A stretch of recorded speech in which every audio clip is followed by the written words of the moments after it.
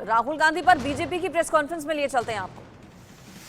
कम हो और rate of inflation Bharat से ज्यादा हो और रेट ऑफ ग्रोथ भारत से कम। राहुल गांधी एक सवाल बात कहा है कि चाइना ने भारत का 1500 किलोमीटर से वो कर लिया, ऑक्युपाई कर लिया, ये फैक्ट है। और साथ ही उन्होंने कहा कि मुझे इसलिए पनिश किया गया कि मैंने अदानी पे प्रश्न उठाया, इसलिए मुझे पनिश कर दिया गया जल्दी, और ये हाईएस्ट पनिशमेंट है डिफेमेशन में। देखिए, जब न्यायालय से पवन खेड़ा जी को राहत मिल जाती है तो जयराम रमेश जी क्या ट्वीट करते हैं कि असत्य की विजय है। राहुल गांधी जी को राहत नहीं मिलती है तो लोकतंत्र खतरे में है। अभी सर्वोच्च न्यायालय के 2 निर्णय आए पिछले हफ्ते, जिसमें कांग्रेस पार्टी का यह दावा था कि वो उनके पक्ष में रहे, तो न्यायालय ठीक है। राहुल गांधी जी पे सजा हो जाए तो न्यायालय खराब है। अगर आप चुनाव जीत जाते हैं तो लोकतंत्र खतरे में नहीं है। आप कर्नाटक जीत गए तो चुनाव आयोग भी सही है, ईवीएम भी सही है।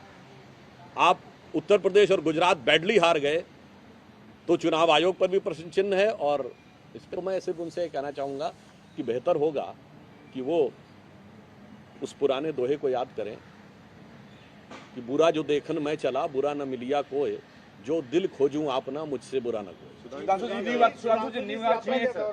न्यूयॉर्क में एक आयोजन का होने जा रहा है राहुल गांधी के कार्यक्रम का। उसमें तमाम ऐसे संगठन और लोग जुड़े हुए हैं जो भारत विरोधी लॉबी के हों और पाकिस्तान के आतंकी संगठनों से सीधा उनका संबंध है, का है, तजी मनसा से लोग उसके व्यापक हैं। देखिए, एक प्रश्न तो मन में स्वतः हो, श्री राहुल गांधी जी इवन कांग्रेस की सरकार के समय में भी भारत में ना तो थिंक टैंक्स के द्वारा बुलाए जाते थे, ना बड़ी यूनिवर्सिटीज के द्वारा बुलाए जाते थे। ये विदेश में ही उनको कैसे बुलाया जाता है, यह प्रश्न मैं दर्शकों के और देश की जनता के विवेक पे छोड़ता हूं। यह बात बहुत साफ समझ में आती है कि यदि आपको अपना ज्ञान उद्भासित करने के लिए भारत के संस्थान नहीं बुलाते, और हमारी सरकार छोड़िए, जब आपकी सरकार थी तब भी नहीं बुलाते थे, तब भी आपको कभी नहीं दिखेगा कि वो किसी भी प्रकार का जाकर विचार व्यक्त करते हैं। फिर ये विदेश में कौन से संस्थान हैं, उनको कौन से लोग प्रायोजित करते हैं, और फिर ये कौन सी नियोजित भाषा का आप प्रयोग करते हैं, मेरे विचार से देश इस बात को समझता है। और जहां तक आपने चाइना की बात कही तो मैं कहना चाहूंगा कांग्रेस के लोगों से, मान्यवर, इतना तो जो लिखा है सामने समझिए। गलवान में हमारे 20 सैनिक बलिदान हुए, बगैर एक भी गोली चले, हाथ की फाइट में। आप कभी कल्पना कर सकते हैं 20 लोगों की मृत्यु हो जाए हाथ गुत्थम गुत्था वाली फाइट में, और उसी तरह से एक व्यक्ति घायल ना हो। चीन ने अपने हताहत तो छोड़िए, किसी घायल सैनिक का भी आंकड़ा नहीं दिया, यद्यपि इंटरनेशनल एजेंसी ने 50 से 60 लोगों के बारे में बात कही। तो मेरे विचार से यदि कोई पार्टी यह मानती हो कि हाथ की फाइट में 20 लोग बलिदान हो गए हमारे सैनिक, मगर दूसरी तरफ से एक भी घायल नहीं हुआ, चीन के इस आंकड़े पे भरोसा करने वालों की बुद्धि क्या तरस खाने योग्य नहीं है? प्रियंका गांधी ने ट्वीट किया है और कहा है कि ब्रजभूषण शरण सिंह के ऊपर जो आरोप लगे हुए हैं, तो जो 2 FIR हैं उसमें 10 मोलेस्टेशन के केसेस का जिक्र किया गया है और बताया गया डिटेल है, लेकिन आरोपी के खिलाफ कोई भी कार्यवाही नहीं हो रही है। इस विषय पे जांच भी चल रही है और 2 जांचें चल रही है, न्यायालय के निर्देश पर चल रही है। परंतु जांच की प्रतीक्षा से पहले निष्कर्ष निकालने का प्रयास उचित नहीं है। न्याय की प्रक्रिया के निष्कर्ष के बाद जो कठोर दंड होगा वह देना चाहिए। मगर मैं प्रियंका जी से पूछना चाहता हूं, आपकी सरकार केरल में थी, वहां जांच नहीं हुई है? जांच हो चुकी है। केरल STF की जांच कोर्ट में सबमिट हो चुकी थी। आपके मुख्यमंत्री फ्लोर ऑफ द हाउस पे ओमन चांडी बोल चुके थे लव जिहाद के बारे में। वहां की लड़कियों और महिलाओं के प्रति कोई सहानुभूति नहीं है।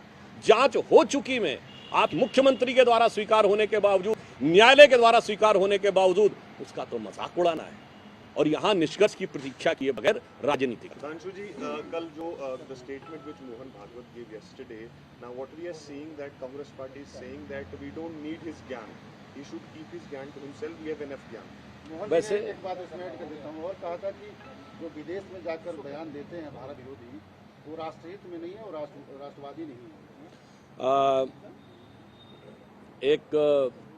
मैं बात जरूर कहना चाहूँगा, अचानक मुझे ध्यान आता है, एक दौर था जब कांग्रेस में ऐसे अध्यक्ष होते थे जो विदेशी मूल भी होते थे और विदेश में जाके भारत की संस्कृति और भारत के बारे में ऐसी बातें कहते थे कि भारतीयों का सीना गर्व से ऊंचा हो जाता था। मैं एनी बेसेंट जी की बात कर रहा हूँ।